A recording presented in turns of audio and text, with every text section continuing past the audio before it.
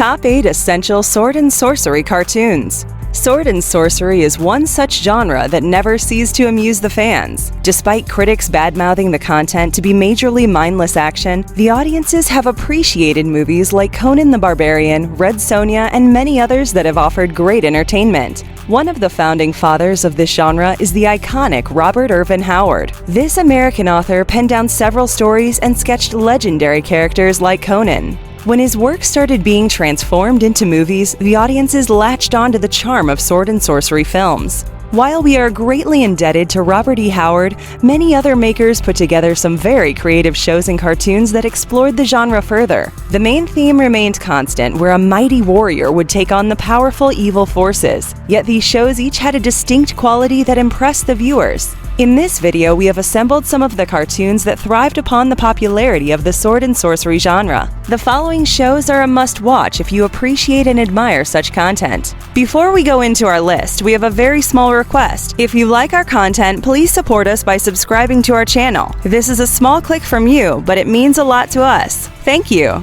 Let's begin.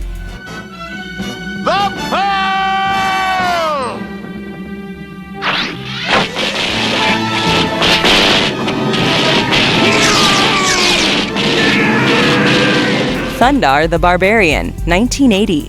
Thundarr the Barbarian had one of the most basic sword and sorcery plots. It still managed to entertain the fans with some rich content. After a comet destroys the moon, the future of the Earth hangs in a balance. There is magic and evil in a futuristic world, and it's up to a mighty warrior to protect it. He wields a huge magical sword and has Ukla the Mock and Princess Ariel for his companions. Together they wander around the world and fight evil as they face it. The post-apocalyptic world was beautifully portrayed in this series, and the mutant creatures along with all the magic kept the viewers hooked onto the plot. The story was ahead of its time, and considering the fact that this series was made in 1980, the animation was pretty impressive. The writing by the comic book greats like Martin Pasco and Steve Gerber reflected in the fluid storytelling. The pure action was carefully crafted to blend into the plot so that no scene appeared to be forced. In short, this cartoon show will bring back fond memories of your childhood and also bolster your faith in the goodness of sword and sorcery content.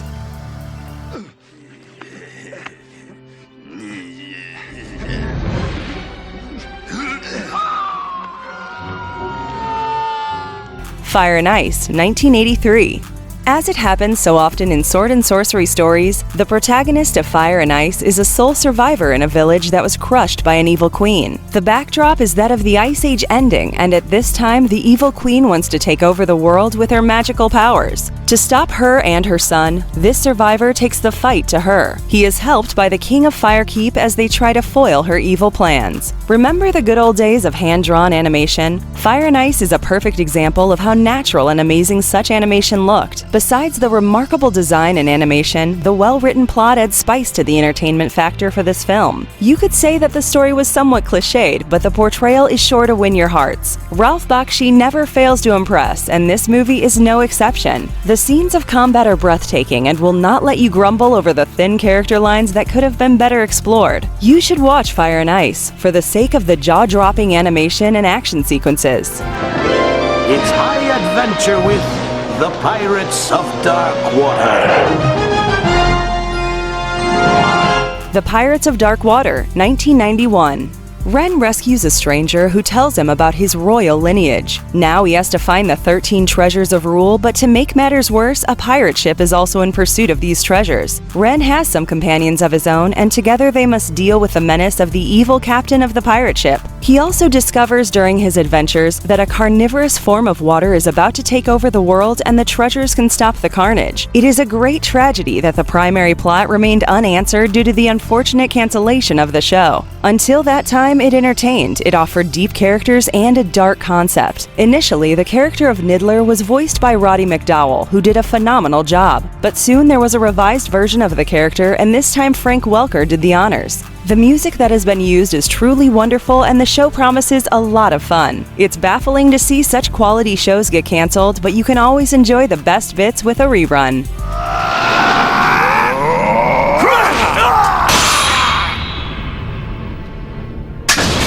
My sword! Berserk, 1997. The protagonist in this anime Guts is a swordsman who joins the Band of the Hawk. They become a force that fights for King of Midland and helps him win a battle against a neighboring king. After the victory, they are made his personal guard, but soon things take a turn for the worse. There arises a situation where Guts has to battle alongside his fellow soldiers to make their way to the royal court. Berserker is not your usual kid-friendly fantasy adventure. It has extreme violence and gore that might not be everyone's cup of tea. There is nudity, and some scenes have particularly depressing themes that are certainly not fit for children. Although it catered to a mature audience, Berserker never fell short of entertainment. The writing is top-notch, and the makers pay particular attention to character development for this anime. You would love it how the primary character Guts grows stronger as the series progresses. The musical score further adds the emotional appeal of the show, and this is one anime that you will remember for times to come. Face this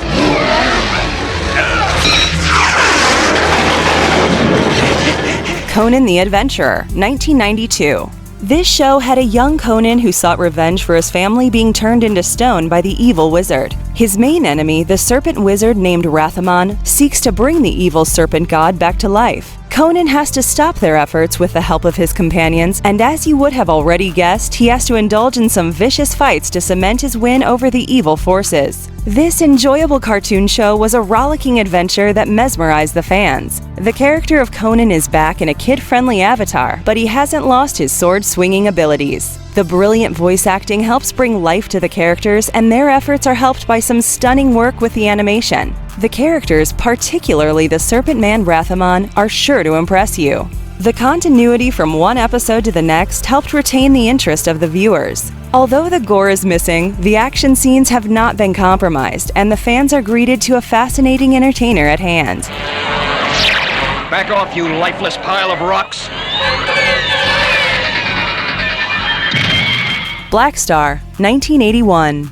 The plot of Blackstar is not the commonly used sword and sorcery storyline. It takes the story of an astronaut who crashes on a planet named Sagar. When he's rescued by the gentle creatures of the planet, he learns about the oppressions that they are faced with at the hands of the evil overlord. He decides to liberate them and takes up the resistance, aided by some allies like the sorceress Mara, shapeshifter Clone, and his dragon Warlock. You could say that this was more of a warm-up for the upcoming He-Man and such similar shows. Blackstar offered a lot when it comes to sheer entertainment, as it had some cool weapons and swords, brave heroes, and above all, the usual goofy stuff that you associate with such shows. The makers did not disappoint with the quality animation. Kids loved the flying dragon Warlock that the protagonist rides into battle. If you're looking for some quality time with the kids, this can be your go-to cartoon show.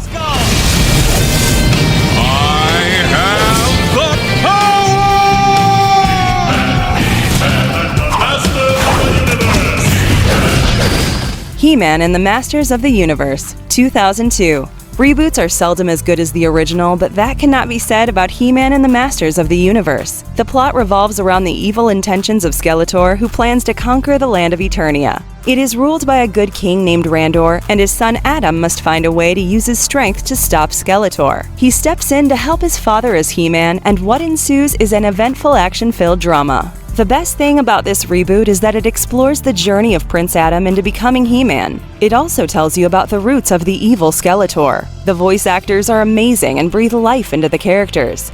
The animation speaks for itself, with some fantastic battleground effects put to good use. What could have been a mere rerun of a popular toy-selling cartoon transformed into a brilliant effort with the amazing characters and well-knit storylines. It's probably one of the best reboots that captures the brilliance of an 80s show. Quickly, we must leave. I'll keep her busy. Get going.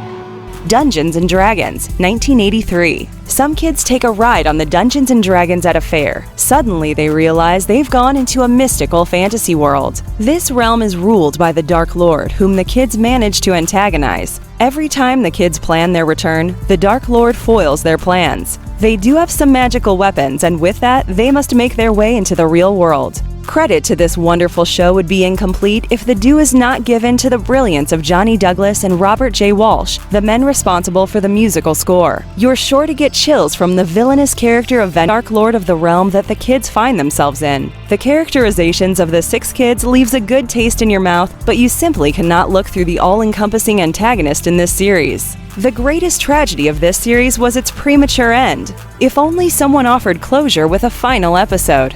We hope you guys enjoyed the video, and if you did, please don't forget to like the video and subscribe to us. It helps us a lot, and do let us know in the comments section what's your favorite sword and sorcery animation. Have an amazing day ahead, and we will meet soon!